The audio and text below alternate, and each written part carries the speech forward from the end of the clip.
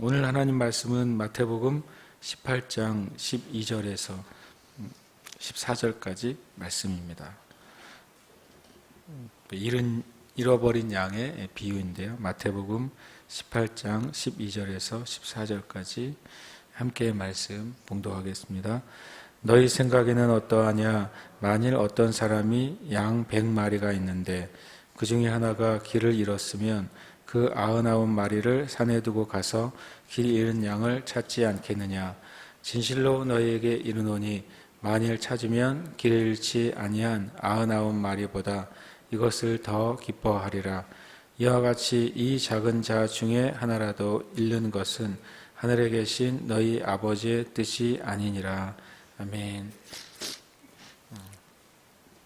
이 비유는 마태복음 18장에 나오는 잃어버린 양의 비유는 또 누가복음 15장에도 등장을 합니다. 누가복음 15장 3절에서 7절에 보면 또 잃어버린 그 양의 비유가 나옵니다. 내용은 거의 같아요. 그런데 실은 어찌 보면 이 두 비유가 이 특별한 경우는 내용은 거의 같은데 근데 실제적으로 다른 비유라고도 말해줄 수 있어요. 왜냐하면 이 같은 내용의 비유인데 그 비유를 한 대상이 완전히 실은 다르기 때문에 어찌 보면은 이거는 같은 비유를 마태와 누가가 기록했다기보다는 이건 전혀 다른 상황에서 하신 말씀인데 그것이 거의 같은 내용이기 때문에 기록이 됐구나라고 여겨질 수도 있는 비유입니다. 왜냐하면 마태복음은 이제 마태복음 18장 처음에 보시면 그 제자들이 서로 누가 크냐 하는 싸움부터 시작이 돼요. 근데 그때 예수님께서 어린아이를 세우시고서 이렇게 천국은 자기를 낮추는 사람, 겸손한 사람이 큰 자다. 그리고 하나님께서는 이렇게 작은 자, 소자라고 되어 있죠. 이렇게 작은 자 한 사람을 너무나도 귀하게 여기신다. 그러면서 이 비유가 이제 시작되죠. 그러니까 대상 자체가 예수님의 제자들이었어요. 그리고 그 내용도 하나님께서는 이 소자 중에 하나라도 실족하게 해서는 안 된다. 왜냐하면 이 잃어버린 양과 같은 작은 자라도 하늘 아버지는 너무나도 귀하게 여기시기 때문에 실족하게 해서는 안 돼라는 그런 맥락에서 이 비유가 이야기가 됐습니다. 반면에 누가복음 15장에는 이 잃은 양 비유하고 연달아서 잃은 드라크마 비유, 그 다음에 그 탕자 비유가 연달아서 나오는 그 장이에요. 이것은 누구에게 주신 말씀이냐면 물론 그 옆에 이 말씀을 들을 때 제자들도 있었죠. 그러나 1차적인 이 누가복음 15장에서 잃어버린 양의 비유는 전혀 제자들과 반대가 되는 그 바리새인과 서기관들을 향해서 하신 말씀이에요. 그러니까 이 누가복음 15장에 예수님께서 그 죄인들과 또 세리들과 함께 식사하는 그런 생활을 하시는 것을 보면서 이 바리새인과 서기관들이 아니 예수는 왜 이렇게 부정한 자들과 함께 그들 영접하고 함께 식사하느냐라고 비판을 하고 있을 때 그 비판하는 바리새인과 서기관들을 향해서 주님이 하나님은 이렇게 예수님이 찾아가시는 세리들 또 죄인들 또는 때로는 창녀들 때로는 사람들에게 사랑받지 못하는 사람들 그런 사람들을 하나님께서 너무나도 사랑하시고 귀하게 여기신다. 죄인들이 돌아오는 것을 하나님이 기뻐하시고 그래서 하나님이 기뻐하시기 때문에 그 일을 하는 예수님은 하나님이 기뻐하는 일을 하는 것이다 라고 하는 그런 이제 맥락에서 이 비유가 주어졌어요. 내용은 거의 한 80~90%가 같은데 이 말씀이 주어진 대상이 완전히 극과 극이고 그리고 그 말씀의 어떤 이제 교훈도 똑같은 말씀이지만 전혀 다른 교훈을 주고 있다는 면에서 되게 독특합니다. 그냥 이런 양 비유 그러면 우리 교회 생활을 했던 사람들은 다 그 기억하는 거죠.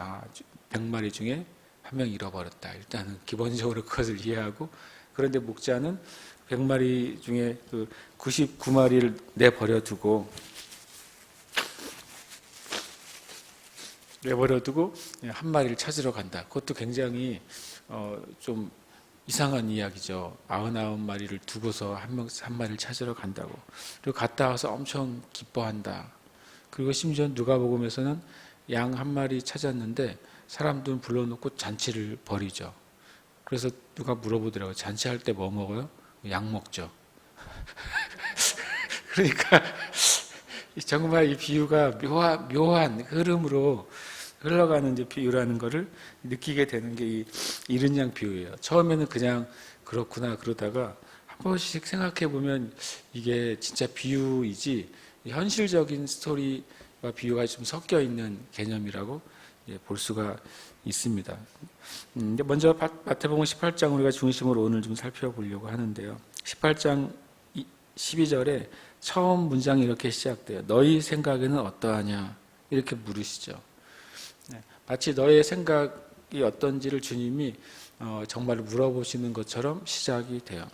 그런데 마지막에 14절에 보면 하늘에 계신 너희 아버지의 뜻이 아니니라 라고 결론을 맺어요. 생각이나 뜻은 결국에 이제 같은 맥락의 단어잖아요. 주님이 제자들의 생각을 물으시지만 결론은 하나님의 뜻은 이런 거야 라고 결론을 내리시는 거죠. 그 말은 뭐냐면 우리가 어떤 문제들을 어떤 주제들을 또 어떤 진리들에 대해서 생각하고 나눌 수 있고 우리의 삶에 대해서 각자의 생각이 같지 않을 수도 있는 거죠. 마치 제자들이 요 바로 앞서서 누가 크냐라고 서로 논쟁했던 것처럼. 그러나 우리가 각자의 생각이 다를 수도 있고 상황이 다를 수도 있지만 우리가 예수 그리스도를 믿는 그리스도인들이 또 교회가 어떤 문제에 있어서 어떤 상황에 있어서 어떤 진리나 주제에 있어서 결론을 그러면 무엇으로 내려야 되느냐, 하나님 아버지의 뜻이 무엇이냐로 결론을 내려야 된다는 거예요. 근데 얼마나 많이 교회가 또 얼마나 많은 그 신학자들이 싸우고 논쟁하잖아요. 말씀을 가지고 이것이 맞다 저것이 맞다. 그리고 또 어떤 경우에는 또 탁월한 이들이 그 다른 사람들의 생각보다 훨씬 더 좋은 생각과 의견을 나눌 수가 있잖아요.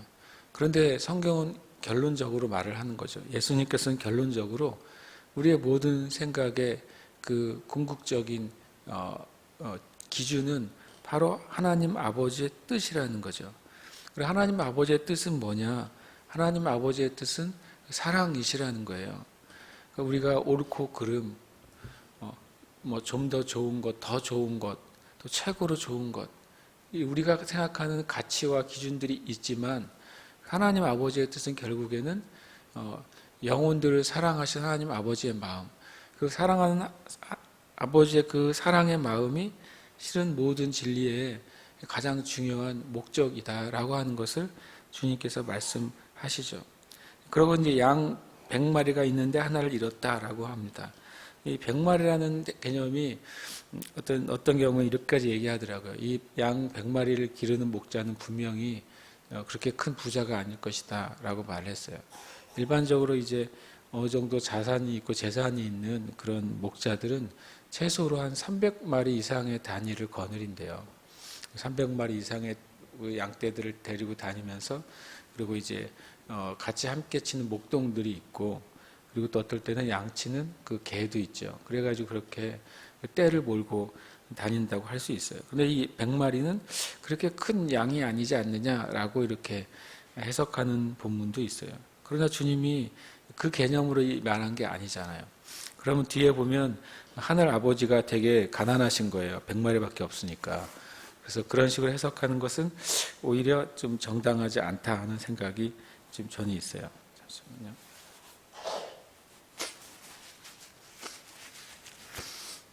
그래서 이제 저는 이 100마리는 완전한 것을 의미한다고 생각해요. 하나님 아버지 안에 있는 백성들 전체를 의미하는 것이죠. 숫자가 100이 아니라 하나님의 우리 안에, 예수 그리스도의 그 양 우리 안에 있어야 될 그 영혼들의 전체를 의미하는 거예요. 100%라고 말할 수도 있고 어쨌든 가득 찬 상태를 의미하죠. 주님이 이런 말씀을 하신 적이 있어요. 요한복음 10장 16절에 보면 또 이 우리에 들지 아니한 다른 양들이 나에게 있어 이렇게 표현해요. 그러니까 예수님 당시에 주님의 제자로 따라다니고 주님을 믿고 따른 무리들이 있었지만 그러나 주님이 이 우리에 들지 아니한 다른 양들도 나에게 있다. 그리고 내가 이후에 내가 그들을 인도하여야 할 터이니 그들도 내 음성을 듣고 한 무리가 되어 한 목자에게 있으리라. 주님이 말씀하신 것이죠. 그러니까 온 인류의 역사 또는 하나님의 구원사에 있어서 주님의 우리 구원받은 자들의 무리 안에 들어갈 수가 있다는 것을 주님이 말씀하셨어요. 그러면 이 양 100마리는 그런 의미에서 주님 안에서 구원받아야 될 그 백성들의 전체 그 양떼를 말한다고 하는 것이 더 맞는 것 같아요. 근데 이 물질적인 가치는 정말 양 100마리 하나하나가 있겠죠. 그 중에 잃은 양이 한 명이 있다고 이제 말씀하고 있어요. 100마리 중에 99, 100마리 중에 한 마리. 이것은 물질적인 가치는 100분의 1이죠, 실은. 그런데 그 하나님에게 있어서 사랑의 가치는 100분의 100인 거예요. 100마리 한 사람 한 사람에게 베풀어지는 그 목자의 사랑은 다 100씩인 것이죠. 100마리가 있으니까 10마리는 100분의 10이 주어지고 또 한 마리는 100분의 1이 주어진다.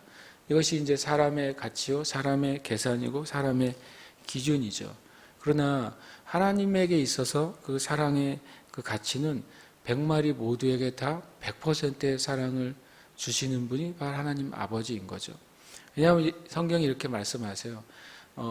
한 사람이 죄인이 회개하고 돌아올 때 하나님은 그것을 온 세상보다 한 영혼을 귀하게 여기신다고. 그러면 온 세상이 여러 개 있어야 되느냐? 누가 이렇게 단순하게 생각할 수도 있어요. 100명이 구원받으려면 100개의 세상이 있어야 되느냐?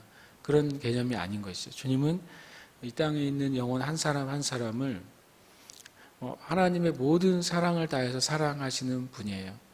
그래서 우리가 그 사랑을 100% 이해할 수가 없는 거죠. 왜냐하면 우리는 육신을 지금 가지고 있고 우리는 보이는 물질의 세계에서 활동을 하기 때문에 그래서 우리가 그 정말 전 우주적인 또는 전 하나님의 나라와 같은 그런 사랑에 대해서 우리가 정말 우리 육신으로는 담을 수가 없죠. 그러나 예수님의 사랑을 경험하면 경험할수록 하나님의 사랑이 어떤 것인지를 우리가 더 알아가게 될 거예요. 그러니까 이 99마리가 남고 한 마리가 잃어버린 것이 그것이 100분의 1이 아니라 주님은 똑같은 심정으로 이 100분의 100의 사랑을 가지고 찾으신다고 하는 것을 보여주고 있어요. 또 4절에 보면 찾아내기까지 찾아다니지 아니하겠느냐. 이 말은 마지막 그 순간까지도 하나님은 포기하지 않으신다고 하는 거예요. 절대로 한 영혼도 포기하지 않으시고 그에게 구원의 기회를 주시는 것이 하나님 아버지의 사랑이라고 말씀하고 있죠. 근데 아까 제가 나왔던 의문 한 가지가 이제 풀어져야 될 필요가 있죠. 마태복음 18장 12절에 99마리를 산에 두고서 한 마리를 찾으러 간다라고 한 표현이 있어요. 근데 또 누가복음 15장에도 같은 표현이 나오는데 누가복음 15장 4절은 99마리를 들에 두고서 그 잃은 양을 찾으러 간다 이렇게 말을 합니다. 실은 이스라엘에서 특별히 헐몬산이나 몇 개의 산 외에는 산이나 들이나 그게 그거예요. 그래서 전체가 구릉지대여서 그걸 산이라고 부르기도 하고 그리고 이제 전체를 들이라고 부르기도 하고 양을 치는 곳이 이제 그 산이고 들인 것이죠. 그런데 왜 두고 갔느냐? 그러면 99마리는 또 잃어버리는 것이 아니냐라고 하는 이제 우리의 그런 단순한 생각을 갖게 돼요. 실제로 이것은 이제 이런 의미를 가지고 있죠. 분명히 양은 혼자 치지 않고 같이 일꾼들과 같이 치게 되어 있습니다. 양 99마리 중에 100마리 중에 한 마리가 잃어버렸어요. 우리가 일반적으로 그냥 일반적인 주인이라면 어떻게 하겠어요? 일꾼 중에 한 명 불러다가 야, 너 가서 찾아가지고 와. 그러면 되잖아요. 그런데 이 주인은 99마리를 두고 자기가 가요. 그러니까 이것이 바로 사랑의 표현인 것이에요. 오히려 99마리에 대해서는 안전한 곳에 일꾼들을 통해 같이 일하는 목자들을 통해 그들을 안전한 곳에 보호하고 그리고 자기가 찾아 나서는 거예요. 왜냐하면 그 양을 사랑하기 때문에 100 중에 하나 그냥 잃어버려가지고 손실난 양이 아니라 똑같이 사랑하기 때문에 일꾼들을 보내지 않고 자신을 보내신다. 이것이 오히려 목자의 사랑을 나타내고 있는 모습이라는 것이죠. 그리고 굉장히 이제 재밌는 표현이 마태복음 18장 12절에 길을 잃었다 이렇게 표현을 하거든요. 나중에는 14절에는 하나라도 잃는 것은 하늘에 계신 너희 아버지의 뜻이 아니니라. 한글로는 똑같은 잃었으면 두 번째는 하나라도 잃는 것은 이렇게 표현하고 있어요. 실은 원어는 실은 다른 의미로 되어 있는 거죠. 앞에 있는 잃는 것은 말 그대로 가지고 있다가 떠나간 거예요. 근데 그 뜻도 가만히 보면 이 첫 번째 한 마리를 잃어버렸다. 그것은 뭐냐면 그 한 마리가 길을 잃다 또는 방황하게 되다. 그리고 그 다음에 똑같은 단어지만 미혹되다 또는 속았다 이런 뜻을 가지고 있어요. 그러니까 100마리 중에 한 마리가 잘못된 소리를 들은 거예요. 보통 양은 목자들의 음성을 듣고 움직이잖아요. 시력이 아주 약하기 때문에. 이 한 마리가 어찌 됐는지 목자의 음성을 제대로 분별하지 못하고 다른 소리를 따라갔다는 소리예요. 영적으로는 하나님의 그 말씀을 바로 따라가지 아니하고 진리가 미혹되고 자기 스스로에게 유혹돼서 하나님의 말씀으로부터 떠나갔다는 것을 의미하고 있는 거죠. 그런데 이제 18장 14절에 나와 있는 이와 같이 이 작은 자 중에 하나라도 잃는 것은 하늘에 계신 너희 아버지의 뜻이 아니다 라고 이제 말하고 있죠. 여기서 잃는 것은 무슨 의미냐면 완전히 망하게 되는 것을 의미해요. 그러니까 주님의 뜻은 어떤 양들이 길을 잃을 수 있죠. 순간적으로 미혹될 수 있어요. 마찬가지로 이 땅에 있는 그리스도인들까지라도 주님의 진리에 미혹될 수도 있고 잘못된 선택을 할 수도 있어요. 거기까지는 그냥 길을 잃어버리고 미혹된 양이에요. 근데 그때 목자가 가서 찾을 때에도 목자가 어떻게 찾겠어요? 소리를 내면서 찾는 거예요. 왜냐하면 양은 목자의 음성을 들으니까. 왜냐하면 이제 이 많은 덤불과 숲 안에 그 양을 쉽게 발견하지 못할 수도 있잖아요. 양을 보시면 알지만 생각보다 안 깨끗하고 더럽고 그리고 그냥 털로 되어 있기 때문에 어디 만약에 어떤 이제 구석에 굴러 떨어져서 탁 박혀 있으면 잘 눈에 안 띄는 수준이기도 하거든요. 결국에는 양이 그 자기를 찾아다니는 목자의 음성에 반응을 해야 되는 거예요. 내가 여기 있습니다라고 이제 자기 신호를 해야 되고, 그리고 또 목자도 양의 음성을 듣고 그런 이제 골짜기 가운데서 양을 찾아내는 것이죠. 근데 마찬가지로 이렇게 양떼를 찾아다니는데 그 양이 반응하지 못할 때, 목자의 음성을 듣지 못할 때, 또 영적으로는 주님이 찾아다시는 그 하나님의 그 기회에 대해서 그것에 반응하지 않을 때는 어떻게 될 수 있냐면 완전히 잃어버릴 수 있다는 거죠. 두 번째 잃어버림은 망하게 되는 것, 구원받지 못하게 되는 것, 심판받게 되는 것을 의미해요. 그러니까 이 마태복음 18장에 나오는 이 비유는 하나님을 떠나고 또 진리를 떠나고 또 미혹되어 있는 수많은 영혼들을 하나님은 찾아다니시는데, 주님 왜 그렇게 급한 마음으로 찾아다니시냐면 그들이 그냥 그대로 내버려 두면 마태복음 18장 14절에 이른 상태, 완전히 그 영혼을 잃어버리고 또 구원을 잃어버린 상태가 되기 전에 하나님은 그들을 구원하시기를 원하시고 기회를 주시기를 원하신다.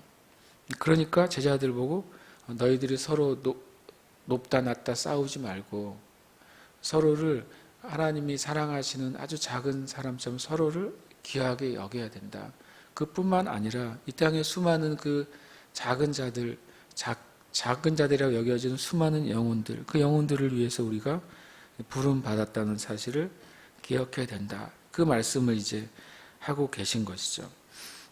그리고 15장 그 뒤에 누가복음에 보면 한 가지 이제 이미지가 더 포함이 돼 있어요. 그것은 뭐냐면 양을 찾아오는데 목자가 양을 그 어깨에 두르고 오는 장면이 15장엔 첨가가 돼 있어요.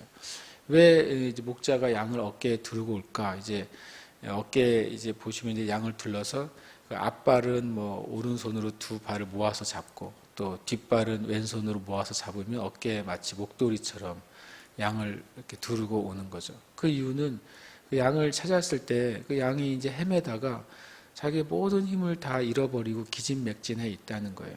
그래서 온전히 그 목자인 그 힘에 의지해서 돌아올 수밖에 없는 존재. 실제로 양은 그 예수 그리스도의 은혜, 하나님의 그 은혜 외에는 구원받을 길이 없다는 것을 그 어깨에 메고 오는 목자의 모습을 통해 보여주고, 그리고 또 어깨에 맸다고 한다는 소리는 우리가 한국 사람하고 유대인들하고 비슷한 이미지가 있는데, 그 어깨라고 하는 것 안에는 어깨가 들썩들썩 한다고 하는 기쁨을 의미해요. 어깨춤을 추는 것, 또 유대인들도 되게 춤추는 거, 노래하는 거 좋아하는 민족이라고 돼 있잖아요. 그래서 이것은 이제 예수님 편에서는, 하나님 편에서는 이 양을 얻은 것에 대한 정말 기쁨의 상징으로 어깨에 메고 오는 것이고, 또 양의 편에서는 자기 힘으로는 구원받을 수 없는 존재, 자기 힘으로는 목자가 왔다고 해서 자기 발로 따라서 예수님 그 목자를 따라서 무리로 돌아갈 수 없는 그런 존재인 것을 이제 이중적으로 우리에게 보여주고 계시죠. 참 그래서 한 영혼이 구원받는다고 하는 것은 진짜 그 영혼 개인에게 가장 중요한 일이죠. 그리고 한 영혼이 구원받는 것은 하늘 아버지에게 너무나도 중요한 일이에요. 그리고 나중에 15장에서는 이런 표현을 써요. 내가 잃은 양을 찾았으니 자 우리가 함께 즐거워하자. 그래서 한 영혼이 구원받는 것은 예수 그리스도의 공동체 안에도 너무나도 중요한 일이죠. 구원받은 그 사람, 그 영혼 자체가 중요한 일이고, 그 작은 그 영혼들을 사랑하시는 하나님 아버지의 마음이 너무나도 중요하고, 그리고 한 영혼이 구원받을 때 하나님 나라의 공동체에 그 일은 너무나도 중요한 기쁨이 되는 거예요. 교회가 존재하는 이유가 있다면 분명히 예수님 만든 생명을 얻기 위해서죠. 그뿐만 아니라 교회가 존재하는 이유가 있다면 잃어버린 영혼들을 주님께로 이끄는 그 통로가 돼야 되는 거예요. 교회가 그 제일 중요한 사실, 하나님 아버지의 사랑을 가지고 영혼들을 구원하는 일을 하지 않는다면, 그리고 그것을 위해 하나님께 구하지 않는다면, 그것은 이제 교회의 존재 이유가 사라지는 거죠. 교회가 구제도 해야 되고, 교회가 이 사회를 좋은 방향으로 인도하기도 해야 돼요. 그런데 구제나 사회에 빛이 되는 그 모든 것도 궁극적으로는 영혼 구원을 위한 하나님의 통로가 돼야 되는 거죠. 오히려 지금 이 팬데믹의 때 가운데 교회가 주님 앞에 도전을 가지고 고민해야 되는 게 있다면, 교회가 정말 영혼을 구원하는 일에 진짜 최우선을 다하고 있는가. 그리고 교회가 영혼을 구원하는 통로는 이것은 바로 진리예요. 진리를 전하는 것을 통해서 영혼을 구원하는 거죠. 그러면 교회가 진리를 전하는 것에 최우선 순위를 두고 있는가. 그리고 또 기도의 우선순위 안에도 우리는 우리의 필요를 구하고 또 우리의 많은 간구를 하지만, 또 교회가 기도해야 될 최우선순위의 기도는 또 동일하게 이 땅의 영혼들이 구원받기를 위해서 기도해야 되는 것, 그것이 최우선순위라는 것이죠. 그래서 이 비유를 보면서 우리가 우리의 삶의 최우선순위를 어디에 두어야 되는지, 하나님 나라의 최우선순위가 무엇인지를 깨닫게 됩니다. 함께 이 시간 기도하겠습니다. 시간 기도할 때 하나님, 우리 자신이 하나님께 잃은 양이었었잖아요. 우리 자신이 잃어버린 양이었다가 그 예수님의 은혜 때문에 우리가 구원받고 또 주님의 그 양무리 안에 속해 있어요. 그래서 우리가 구원받은 은혜를 먼저 감사하시길 바랍니다. 그리고 또 주님, 이 땅 가운데, 이 땅 제주 안에 주님의 양무리에 속해야 될 엄청나게 많은 영혼들이 가득하지 않겠습니까? 또 이 땅 제주는 또 얼마나 특별한지, 구원받을 영혼들이 1년에 1,000만 명 이상이 오가는 땅이 또 제주도예요.